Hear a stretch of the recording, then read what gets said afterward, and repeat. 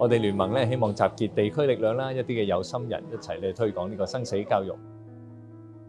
年老同埋疾病同埋死亡，都係我哋每個人冇辦法唔面對嘅事實。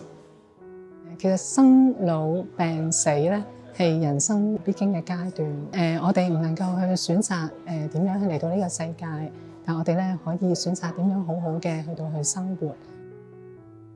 最深刻就係呢個咯，呢個展板個洗頭盤咯，因為咧我見到個婆婆喺度咧好舒服。我覺得最新鮮咧就係見到啲環保棺木，因為冇諗過啲環保棺木會係整到咁靚咁好睇咁咯。我諗喺10幾年前，當我哋開始去做呢樣工作嘅時候咧，即係老人家都好多忌諱嘅，無論老人家啦、家屬啦，都好避談，就覺得咧即係大吉利是啦。你咁早同我講呢啲嘢，咁係咪想我點樣啊？點樣啊？咁樣。咁我諗經過一段時間嘅分享啦、教育之後咧，其實家屬同埋長者嗰個概念咧，已經即係有一個好大嘅變化。佢哋好直接都期望講緊，我希望我身後事點樣去處理啊？我之後即係佢嘅遺產啊，或者佢而家呢個財物啊，或者佢之後想點樣去處理嗰個身後事咧，都好坦誠咁去分享。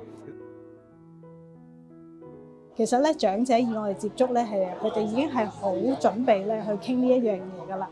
咁所以咧，我哋好多時咧都教一啲照顧者咧，用4道咧嚟到同長者去傾喎。邊4道咧？就係道愛啦、道謝啦、道歉啦，同埋道別嘅。其實我哋咧應該喺呢一啲事發生之前咧，就好好咁做一個規劃，好好咧為自己嘅將來嘅離去啦或者死亡咧做好一個準備。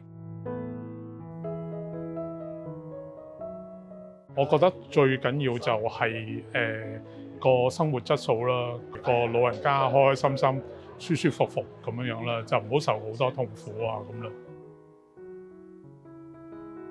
我作為一位長者咧，其實我都好希望能夠鼓勵到啲長者咧，好積極同埋咧好正面咁樣去面對晚年同埋死亡嘅。